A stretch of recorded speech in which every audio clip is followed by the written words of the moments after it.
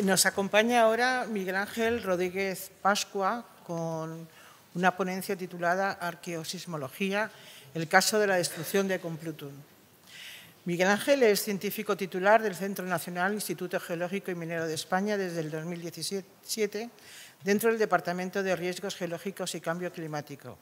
Pertenece al grupo de investigación CSIC, Eventos Geológicos Extremos y Patrimonio. Su tesis doctoral sobre la paleosismología fue realizada en la Universidad Complutense de Madrid y financiada por el Consejo de Seguridad Nacional, siendo galardonada con el Premio Extraordinario de Tesis Doctoral 1999. Actualmente es miembro del Comité Científico Geoparque UNESCO de Molina de Aragón y el Alto Tajo. Ha trabajado en diferentes zonas de España, Portugal, Italia, y estos trabajos han sido financiados mediante proyectos nacionales e internacionales. Muchas gracias.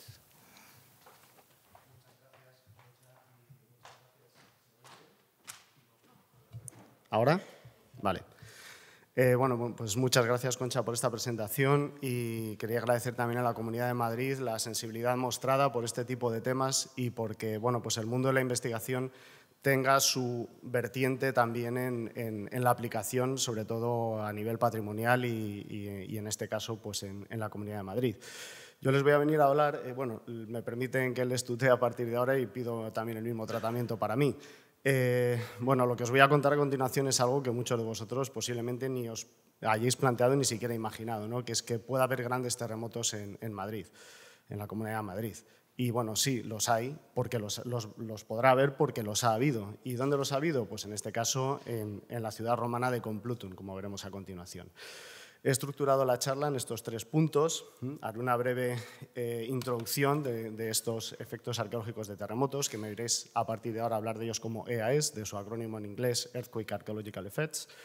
Y luego vamos a ver esos efectos en el yacimiento arqueológico de la Magdalena, que era una explotación agropecuaria a 3 kilómetros de la ciudad de Complutum, y terminaremos con unas conclusiones. Bien, en esta imagen vemos una ciudad clásica que está siendo afectada por un terremoto y, bueno, pues uno cuando se plantea un estudio lo primero que tiene que hacer es tomar los datos, clasificarlos, analizarlos e interpretarlos. Bien, pues hasta principios de este siglo la arqueosismología, bueno, pues se llevaban haciendo interpretaciones desde principios del siglo anterior, del siglo XX, pero eran meramente descriptivos. Entonces, el Grupo Español de Trabajo, integrado dentro del grupo de INCUA, de la Asociación Internacional para el Estudio del Cuaternario, nos planteamos cuantificar esto, ¿no? Entonces, lo primero que hay que hacer es esa clasificación que desarrollamos nosotros y en un principio pues, hacemos una clasificación muy sencilla que serían separar los efectos que están asociados a la fábrica de los edificios, bien por deformación del sustrato, bien transitoria o permanente, o la que ya se produce en la fábrica de los edificios. Y por otro lado, los efectos geológicos, que además estos efectos son tremendamente problemáticos en una emergencia y sobre todo por una cuestión fundamental, no solamente por los daños que generan, sino porque en ninguna normativa están previstos. Y estos efectos geológicos entran por la puerta sin llamar. Y algunos de ellos son licuefacciones, como esto que tenemos aquí, el propio salto de la falla se llega a romper en la superficie, caídas de bloques, deslizamientos, grietas en el sustrato, etc. Bien, con todo esto elaboramos esta clasificación que tienen ustedes aquí, mucho más detallada, no vamos a entrar en ello, porque bueno, nos llevaría días incluso hablar de todos estos elementos, pero bueno, nos vamos a centrar en el caso de la Magdalena en los efectos geológicos que hemos podido identificar ahí, en los efectos geológicos de los terremotos que hemos identificado, ¿no? Luego, en la parte estructural de los edificios, pues hemos trabajado en otros yacimientos fuera de la Comunidad de Madrid, como puede ser, por ejemplo, Baelo Claudia, que es un auténtico espectáculo, ¿no? Aquello sí que es un museo arqueosismológico a cielo abierto. Y bueno, pues ahí podemos encontrar pues, elementos EAEs, como por ejemplo pues esas fracturas penetrativas en bloques, caídas orientadas de las columnas, caídas de las claves de arco. Y luego, bueno, pues tenemos un tercer grupo de efectos que ya no son cosísmicos, que no se producen durante o inmediatamente después del terremoto, sino que se producen ya mucho después, como esos abandonos injustificados de ciudades, construcciones antisísmicas, etc. Pero bueno, ahora nos vamos a centrar en este punto. Lo que sí quiero aclarar antes de empezar es que todos estos métodos son cuantificables. Nosotros aplicamos análisis estructural geológico a esas deformaciones. ¿Por qué? Porque un terremoto genera deformaciones orientadas, cosa que, por ejemplo, no ocurre durante un bombardeo, como puede estar ocurriendo ahora mismo en Ucrania. ¿vale? Que te deja deformaciones en todas las direcciones posibles. Sin embargo, un terremoto, la onda va polarizada y genera deformaciones en una única orientación. Nosotros lo que hacemos es analizar esa deformación y discriminar si ha sido una ruina pues, por abandono, bombardeo, por ejemplo, o que haya generado un terremoto. Somos capaces de diferenciar eso, pero no vamos a entrar aquí en eso porque si no, lo que podríamos estar hablando incluso días.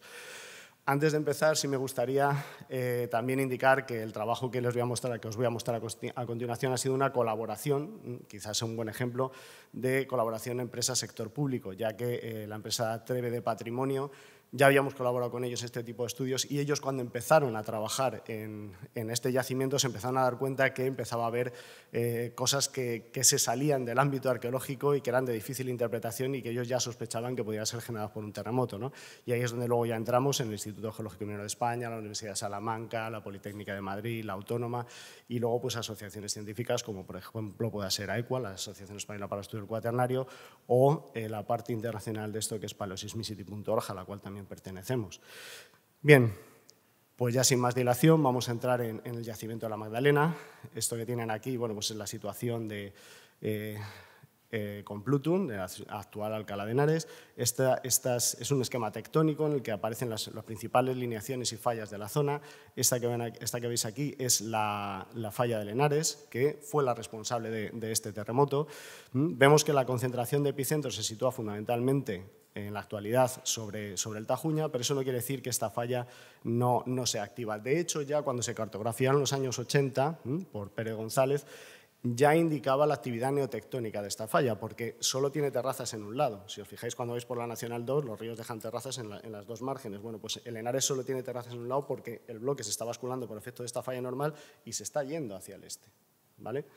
Bien, pues esta es una imagen del yacimiento, que bueno, tiene una serie de instalaciones industriales, como puedan ser alfarería, almacenes para grano, taller de forja y luego una necrópolis también muy importante donde se excavaron más de 200 tumbas intactas.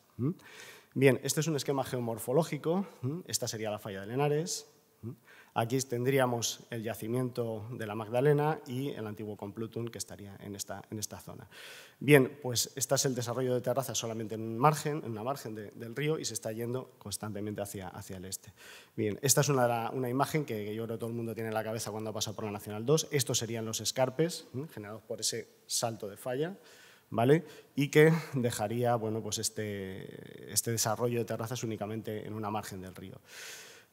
Esta es una imagen un poco más detallada del yacimiento, en la que ya podemos ver deformaciones que empezamos a identificar sobre el terreno. Sobre todo, identificábamos pliegues en la cimentación de los edificios, que era muy claro. También disturbación en las tumbas, no habían sido expoliadas, estaban con todo el ajuar, pero aquello estaba todo totalmente revuelto.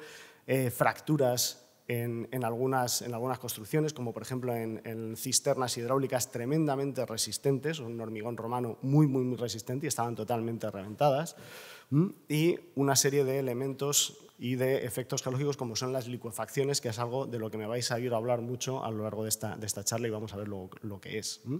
Aquí tenemos un ejemplo de una de estas cisternas hidráulicas que podía estar construida para almacenar aceite o vino, por ejemplo, y que vemos que está seriamente afectada por unas fracturas. Aparte, esto tiene una cimentación muy sólida y vemos como incluso este muro parece que se esté yendo flotando. Pues sí, se fue flotando, literal, y ahora vamos a ver cómo.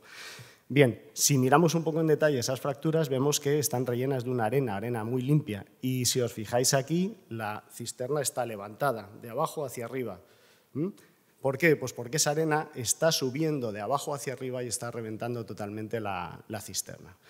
Esto es lo que se conocen como procesos de licuefacción, que vamos a ver lo que son. Hicimos un corte para comprobarlo en esta zona de aquí, fuera ya de la cisterna, y lo que se observa es esto.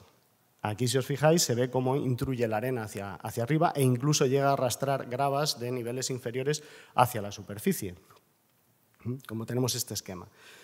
Pero vamos a ver cómo se generan las licuefacciones, porque estamos hablando de licuefacciones y todavía no sabemos lo que son, o yo creo que la mayoría, imagino, que todavía no lo sabrá.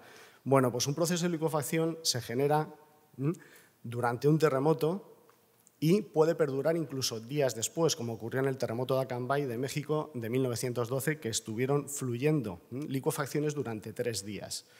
O sea que cuando nosotros sentimos un terremoto, por ejemplo, si lo estuviésemos sintiendo en esta sala, notaríamos movimiento, sensación de mareo, pues a lo mejor nos cae alguna de las tablillas de madera del techo encima, etc. Para el movimiento hemos dicho, bueno, pues esto ya se ha acabado. No, ahí el terremoto no ha hecho nada más que empezar, porque empezamos a tener otro tipo de fenómenos geológicos que por otro lado nunca se tienen en cuenta, eso como pueden ser deslizamientos, licuefacciones, etc. ¿Qué es lo que ocurre con una licuefacción? Pues necesitamos, para que se produzca, dos elementos. Tenemos que tener sedimentos no consolidados, como por ejemplo en la vega de los ríos, en algunas zonas litorales, que estén saturados en agua y que tengan una capa por encima que no sea licuefactable. Por ejemplo, una arcilla, ¿vale? O un suelo compactado, como era el caso de la Magdalena, compactado por el uso del tránsito humano, ¿no? Y la capa licuefactable es un sedimento entre limo, arena o grava, y que tiene que estar totalmente saturado en agua, como esto que vemos aquí. Vemos los clastos, si mirásemos con una lupa, veríamos los clastos de la arena, unos en contacto con otros, y los poros rellenos de agua. Bien, cuando pasan las ondas sísmicas superficiales se produce un movimiento de cizalla cíclico, ¿vale? Por la descomposición de esas ondas en superficie, las ondas P, las ondas S, pero hay una descomposición y se genera otro tipo de ondas que generan esas cizallas. Bien, eso genera una desorganización del sedimento, que tenemos aquí, y durante un breve espacio de tiempo los clastos dejan de estar en contacto entre sí. Y pasamos de tener un material sólido a tener un material fluido. Es decir, nuestra casa está sobre un material que de repente se ha convertido en un fluido. Bien, inmediatamente después se resedimenta ese material. ¿Y qué es lo que ocurre? Que ya tenemos menos porosidad. Es como cuando rellenamos un cubo de arena en la playa, le pegamos 4 golpes, cabe más y podemos echarle más arena, ¿no? ¿Por qué ocurre eso? Porque reducimos la porosidad. Pero si reducimos la porosidad, ¿dónde se va el agua? Se tiene que ir hacia zonas de menor presión. ¿Dónde hay menos presión? En la superficie. Y se nos empieza a acumular el agua en la interfase entre la capa licuefactable. Esta capa puede ser solamente 50 centímetros, para que sea un caso o sea, que tengan una idea de la escala. Se empieza a acumular ahí hasta que se supera la resistencia a la fractura de esta capa confinante y se produce una fracturación hidráulica y el agua asciende de manera brusca hacia la superficie arrastrando la arena y se generan lo que denominamos volcanes de arena. Esto es otro fenómeno conocido como fluidificación. Esto puede pasar en cuestión de minutos, ¿vale? Pero minutos después del terremoto. Y luego puede estar fluyendo agua incluso durante días, agua con arena. Bien, y es el mismo fenómeno que cuando abrimos una botella de cava y al desgasificarse las burbujas cuando ascienden hacia arriba empujan al líquido, empujan al cava y se nos sale fuera de la botella, ¿no? Es el mismo principio físico. ¿Qué es lo que ocurre cuando tenemos una casa construida perfectamente con norma sismorresistente encima de un sedimento que se ha licuefactado? Pues pasa esto. Tenemos los edificios perfectos, han aguantado totalmente el paso de las ondas sísmicas, pero están literalmente hundidos en la arena. Esto es del terremoto de Niigata, de Japón, de 1964. Esto es como se ve una licuefacción en el campo, es el terremoto de la Emilia-Romagna, sobre el cual estuvimos trabajando sobre el terreno. En este caso es como una especie, entre comillas, erupción fisural, en el que se produce la fractura generada por esa ruptura de la presión hidráulica y el ascenso de esas arenas hacia la superficie, como podemos ver aquí. Si recordamos nuestra cisterna y vemos estas fracturas, vamos a ver ahora un ejemplo del terremoto de Niigata, el que provocó el accidente de Fukushima, y vamos a ver un vídeo en directo de cómo es una licuefacción y cómo la podemos vivir. En este caso es en un parking en Japón en el que las planchas de hormigón actuaron como capa confinante, pero las juntas de esas placas de hormigón en el suelo son abiertas por el material licuefactado y cómo ese material licuefactado asciende hacia la superficie. El ruido es bastante impresionante, Y no sé si apreciéis cómo las láminas de hormigón se mueven entre sí. De hecho, la sensación que tienes es como estar en un colchón de agua cuando estás encima de una licuefacción.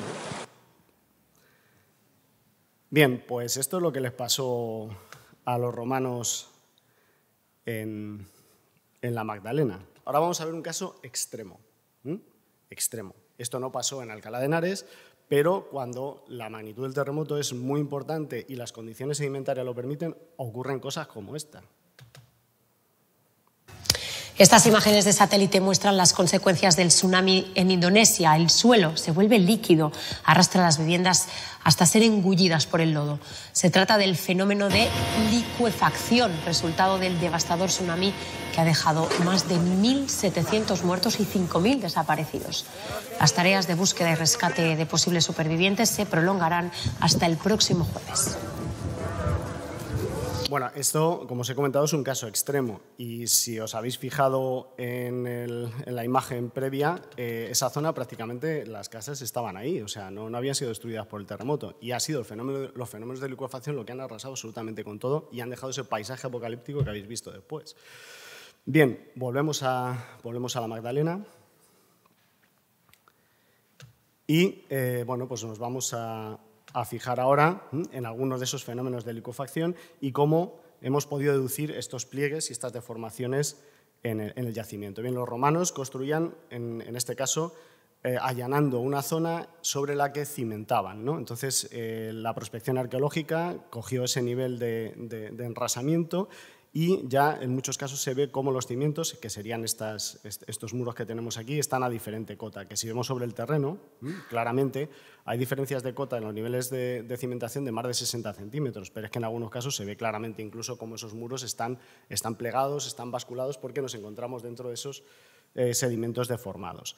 Bien, otro elemento importante fueron la necrópolis, que vemos aquí, donde hay más de 200 tumbas, que son todas esas que aparecen ahí, y las que están en azul son tumbas que aparecieron removidas, pero no por expolio, sino por licuefacción. Aquí, en esta época, los romanos ya se enterraban con ataúd y hay que tener en cuenta que los esqueletos que están movidos es porque el ataúd aún no había colapsado por la carga del material que tenía encima y porque había ya pérdida de la cohesión muscular del individuo. Y en algunos casos pues, vemos esos ataúdes basculados y con, pues, por ejemplo, el fémur, el húmero, todos los metatarsianos distribuidos incluso hasta por el pecho. O sea, se habían movido y los encontraban pues, incluso distribuidos por la parte pectoral. Este es un ejemplo muy, muy bonito en el que vemos cómo los peronés quedan desplazados, las rótulas e incluso los metatarsianos por el basculamiento de ese ataúd. Esto no es nuevo, esto ya lo hemos vivido en España, por ejemplo, el terremoto de 1884 en Alhama de Granada, donde incluso muchos de estos ataúdes llegaron a salir hacia la superficie. Esto es un grabado muy apocalíptico de un diario alemán, ¿vale? Pero tenemos incluso fotografías de este caso. Bien. Estas licuefacciones no solamente aparecen en fisuras, sino que a veces son elementos puntuales como esto que tenemos aquí, que es lo que denominamos cráter de arena por explosión, que como su propio nombre indica, se genera por una explosión, por una concentración de esa presión hidráulica en un único punto, ¿vale? Que vamos a ver por qué es así. Aquí está afectando a esta cisterna, que si os fijáis se ve cómo está levantado en la zona del cráter hacia arriba porque ha ido de abajo a arriba. Bien. Aquí se ve muy bien esa deformación de abajo arriba, con basculamientos incluso de más de 20 grados en algunos casos y fracturación provocada por esa intrusión de arena. Bien, los arqueólogos excavaron toda la parte interior, nos lo dejaron muy limpito y en ese momento nos planteamos decir, bueno, pues a nivel de investigación vamos a ver cómo es el conducto de alimentación de ese cráter. O sea, la arena sube por ese conducto y llega a generar una explosión en este punto. Entonces, una vez que ya habían terminado su labor, dijimos, vale, pues vamos a hacer una cata aquí para estudiar bien el conducto de alimentación. ¿Y cuál fue nuestra sorpresa?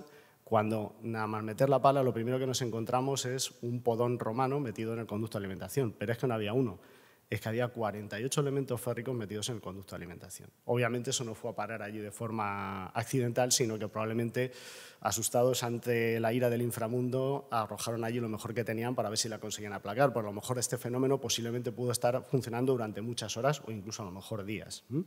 Bien, los cráteres de arena por explosión no solo aparecen afectando a elementos del yacimiento, sino que aparecen de forma aislada, para desesperación de los arqueólogos que creían que eran silos, por ejemplo, silos paleolíticos, y no, estaban rellenos de una limpia arena de río que procedía a niveles inferiores.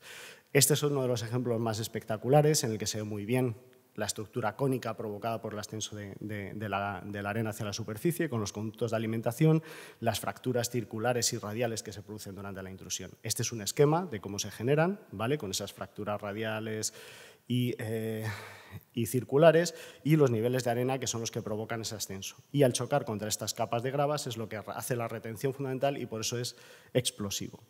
Bien, esto es una animación muy simple de cómo se generan. Entonces, una vez que se produce el terremoto, se licuefacta la capa de arena que tenemos abajo y empieza a subir el material hacia la superficie.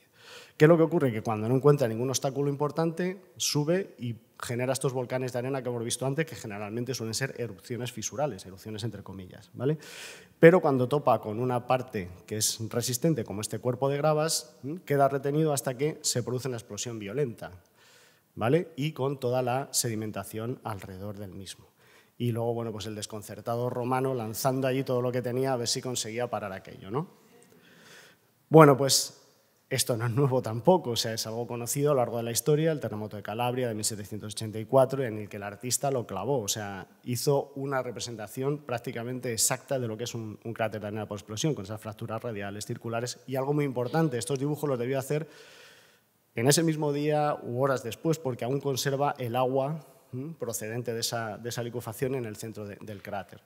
Ese es el terremoto de Charleston de 1886 en Estados Unidos y en Nueva Zelanda en el 2011, que como podéis ver pues se parece bastante a esos cráteres de arena con sus fracturas circulares y radiales que hemos podido ver en la Magdalena.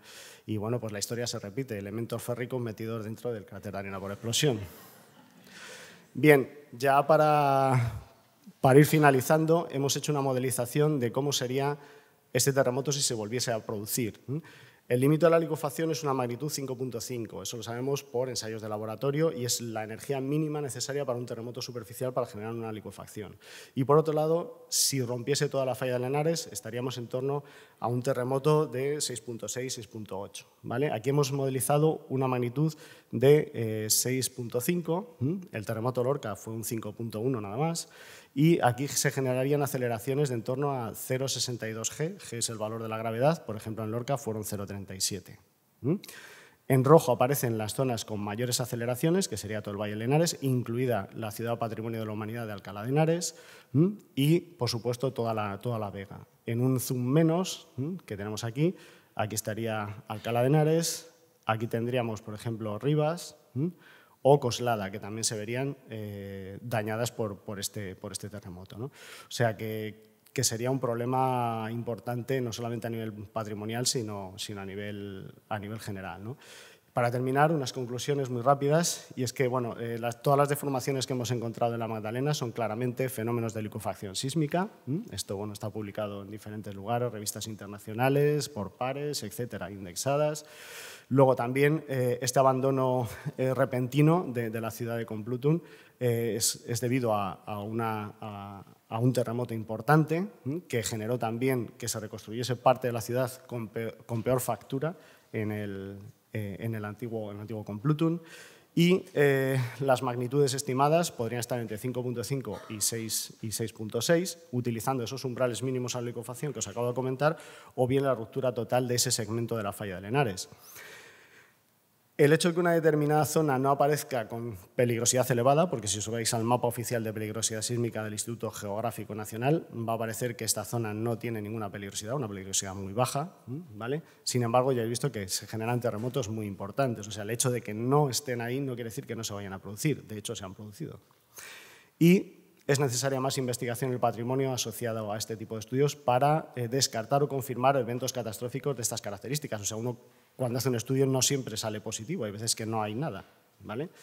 Y bueno, como ha hecho Andrés antes, simplemente para que veáis que esto no es flor de un día, que llevamos muchos años trabajando en esto, pues es un poco el estado del conocimiento de la arqueosismología en la península ibérica, incluyendo España y Portugal, aunque hemos trabajado a nivel internacional en otros puntos, como puede ser Machu Picchu o Teotihuacán, y bueno, pues aquí estaría Alcalá de Henares, pues tenemos la antigua Córdoba, Baelo Claudia. Tenemos estudiados todos los terremotos históricos también, de la península ibérica, el terremoto de Lisboa y el terremoto de Lorca. Toda esta información la pueden encontrar aquí en el catálogo de los efectos geológicos de los terremotos en España.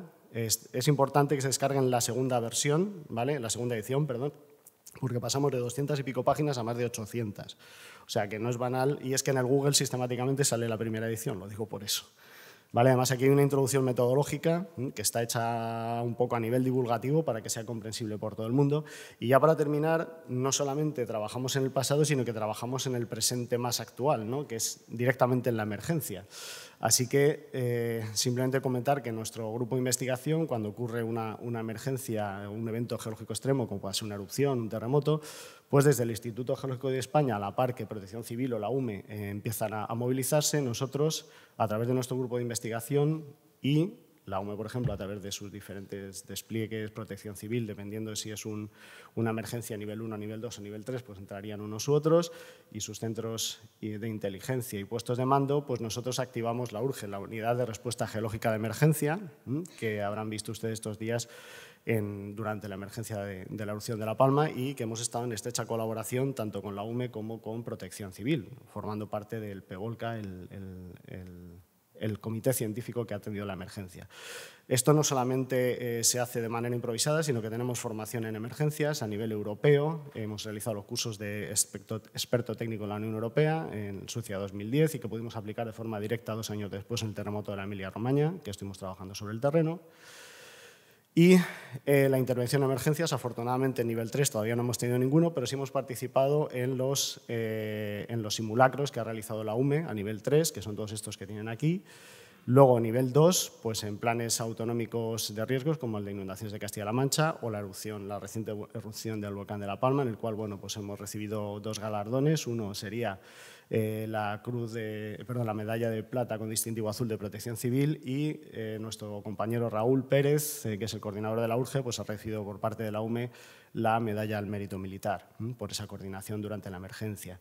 Luego, la actuación en nivel 1, pues tenemos destacar, por ejemplo, las reiteradas inundaciones de la Casa de la Moneda en Segovia o el terremoto de Lorca en el 2011. Y luego, misiones en el extranjero, ya que al estar en ese ámbito europeo, pues estamos en una bolsa en la que nos pueden llamar en cualquier momento para desplazarnos a cualquier lugar del mundo, como ha ocurrido con nuestras compañeras de volcanes que han atendido las erupciones volcánicas de Guatemala en el 2020 o el año pasado en la Soufrière. Bien, estas son imágenes simplemente ya para terminar de estos simulacros con la UME, con los que hemos colaborado, las imágenes de La Palma, ¿no? Donde también pues, se evacuó patrimonio, y que hemos estado trabajando desde días antes de la erupción, aunque ya llevábamos sobre el terreno directamente, aunque ya llevamos años siguiendo el proceso, hasta después, e incluso seguimos trabajando actualmente allí. Bien. Hay afecciones también al patrimonio por la actividad volcanotectónica, como estos pliegues en el cementerio de Las Manchas. Y bueno, pues simplemente para finalizar, un llamamiento que me gustaría hacer desde aquí, y es que habéis visto que trabajamos en investigación, que trabajamos en la emergencia, pero este trípode tiene 3 patas y nos falta una. ¿Cuál es la que nos falta? Nos falta la prevención. O sea, si nosotros todas estas investigaciones que hacemos no tienen reflejo en la prevención y en la legislación, no hacemos nada. O sea, nosotros podemos trabajar en la emergencia como hemos hecho, podemos asesorar todo lo que queramos, pero si podemos evitar cosas antes es mucho mejor. Y eso pasa porque este tipo de jornadas sirvan para que eso tenga su reflejo en la legislación. Así que esto es todo. Muchas gracias.